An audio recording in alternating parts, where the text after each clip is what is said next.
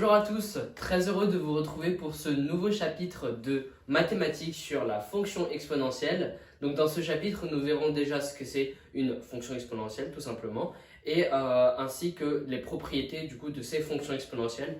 Ce sera très rapide et de toute façon si vous connaissez déjà certaines notions, n'hésitez pas à les sauter à travers la barre de progression. J'ai mis des timestamps pour que vous puissiez les sauter facilement comme d'habitude. Et je vous souhaite un bon visionnage. Si on devait définir ce qu'était une fonction exponentielle, eh bien on devrait d'abord commencer par ce qu'on appellerait le nombre e. E est en fait un nombre irrationnel. Un nombre irrationnel, c'est tout simplement un nombre qui ne, c'est un nombre non fini, c'est-à-dire comme par exemple un tiers. Un tiers est égal à peu près à 0,333333333, etc., etc., etc. Mais non seulement, en plus d'être non fini, le nombre irrationnel, lui, n'a pas de suite logique. Alors qu'un tiers, par exemple, a une suite logique. C'est-à-dire que, par exemple, si je regarde le 1 milliardième décimal de 1 tiers, ce sera toujours 3. Et alors que eux, par exemple, je ne connaîtrai pas forcément le 1 milliardième décimal, sauf si du coup je le tape à la calculatrice avec une calculatrice très puissante. Mais donc du coup, E est égal à peu près à 2,72. Et si vous le tapez sur votre calculatrice, vous trouverez un nombre justement irrationnel qui n'a pas de suite logique, c'est-à-dire donc il pourrait avoir plein de nombres qui n'ont justement aucune logique. Et c'est tout simplement comme pi, pi qui est à peu près égal à 3,14. Quand vous tapez pi sur la calculatrice, vous trouverez aussi une suite qui n'est pas logique, c'est-à-dire qui ne suit pas vraiment de schéma ou de calcul. Comment est-ce qu'on trouve E? Eh bien tout simplement, le mathématicien Euler en 1748 a trouvé que E était égal à 1 plus 1 factoriel de 1, 1 sur factoriel de 1, 1 sur factoriel de 2, plus 1 sur factoriel de 3, etc., etc., etc. Et le factoriel, ça vous allez le voir en terminale. Par exemple, si je prends le factoriel de 3, il y a le factoriel de 3, c'est 1 fois 2 fois 3. Et donc, un factoriel de 5, par exemple, c'est 1 fois 2 fois 3 fois 4 fois 5, etc., etc. Et donc, le nombre de E continue comme ça, exponentiellement, c'est-à-dire de manière qui continue de grandir, en fait. Et souvent, l'exponentielle, le E ici, qui veut dire exponentielle d'ailleurs, est souvent exprimé en fonction d'une puissance. C'est pour ça que sur votre calculatrice, vous trouverez aussi souvent le nombre E accompagné d'une puissance qu'on vous demandera donc du coup. Et la puissance, du coup, on peut souvent l'écrire comme ça, donc E puissance x, ou alors on peut aussi l'écrire exp, puissance x, comme ceci. Et c'est exactement la même chose, c'est exactement la même notation. Vous retrouverez juste deux différentes notations, je vous le préviens en avance, du coup, pour pas que vous puissiez vous embrouiller. On va du coup aborder quelques notions, notions d'ailleurs que vous avez vues depuis la 4e, ce sont celles de puissance, puisque justement, la fonction exponentielle, comme j'avais expliqué précédemment, est souvent associée à une puissance. Donc du coup, là, je vais tout simplement faire des révisions de 4e, et d'ailleurs, j'ai un lien dans la description pour réviser en détail tout ce qui est puissance et de manière générale les bases de l'arithmétique. C'était du coup ce que j'avais fait en seconde et je vous mets du coup le lien dans la description, c'est gratuit. Alors du coup, ici on a quelques règles, donc du coup ici comme la E puissance A plus B, et bien E puissance A plus B on peut le décliner sous la forme E puissance A fois E puissance B et non E puissance A plus E puissance B. On peut littéralement pas faire de simplification ici, ce n'est pas possible. Donc du coup, n'oubliez pas que c'est toujours une multiplication qui fait additionner les exposants ou alors les puissances. Et à l'inverse, quand on veut justement soustraire deux puissances, donc E puissance A moins B, eh bien on fait une fraction, E puissance A divisé par E puissance B. Cela contribue à faire une soustraction des puissances. Et du coup, ici, E puissance A fois B, eh bien c'est E puissance A puissance B.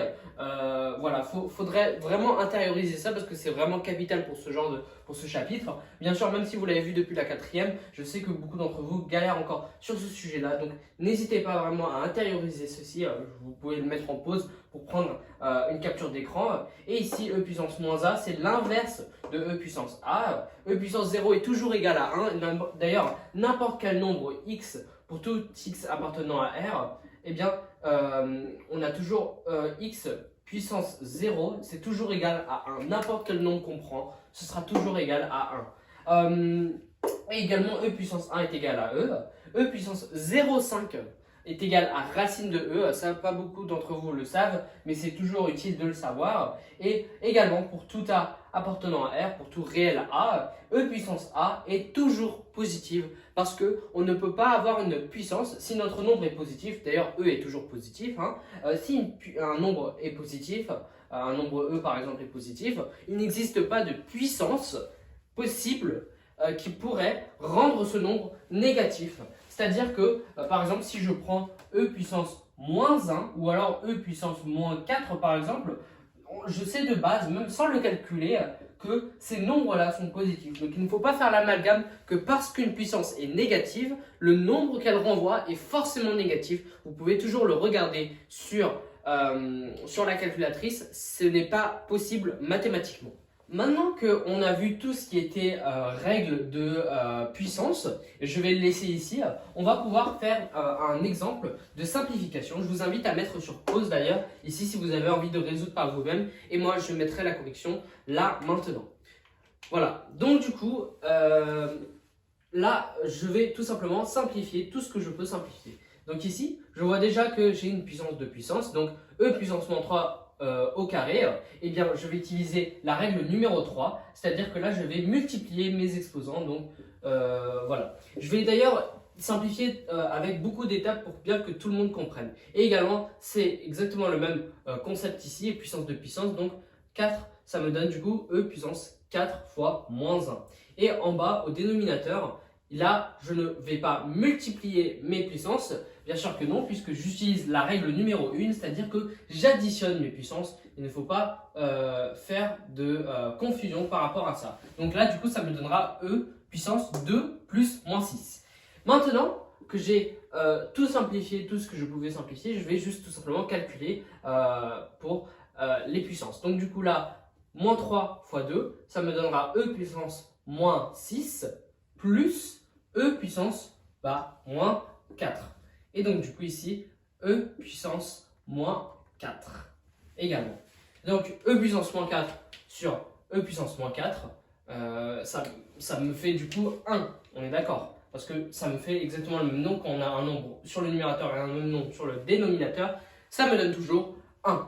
Donc du coup ici, je vais recopier e puissance moins 6 plus 1. Et ici, je vais utiliser la propriété numéro 4, celle que, en fait, quand j'ai un nombre a qui est en inverse, eh bien je peux le mettre sous sa forme e puissance moins a. Et donc là, ça sera du coup e puissance moins 6 plus 1. Et donc du coup ici, e puissance moins 6, ça me fait tout simplement e puissance 6 plus 1.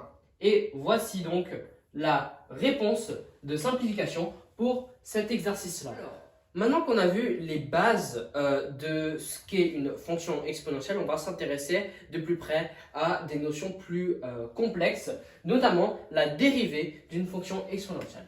Eh bien, la dérivée d'une fonction exponentielle pour tout x appartenant à R est en fait très simple. C'est e puissance x, quand on le dérive, eh bien c'est tout simplement la dérivée, c'est très marrant, c'est e puissance x en personne. Donc la dérivée de la fonction exponentielle est la fonction exponentielle en question. Et donc ça sauve énormément de temps et beaucoup de temps d'ailleurs pour résoudre tout ce qui sera étude de fonction, parce que justement la dérivée, je vous le rappelle, sert à calculer les variations. Le signe de la dérivée sert à calculer les variations de notre fonction en question. Donc si j'ai envie de calculer les variations de ma fonction e, j'ai tout simplement à calculer le signe de la dérivée, qui est la fonction e elle-même, et donc du coup je trouverai très facilement les variations de ma fonction. Et d'ailleurs, quand on met ça dans un tableau de variation, vous verrez que vous tomberez sur ceci. C'est pas forcément à apprendre par cœur, mais c'est beaucoup de logique en fait. Donc là, du coup, je vais mettre juste e de x dérivée de e de x, ce qui est d'ailleurs e de x, hein, c'est exactement la même chose. Et là, e de x, donc du coup, ma fonction e de x. Et donc ici, vous verrez que votre fonction est strictement positive, parce que je vous l'avais dit ici, c'est la règle numéro 8.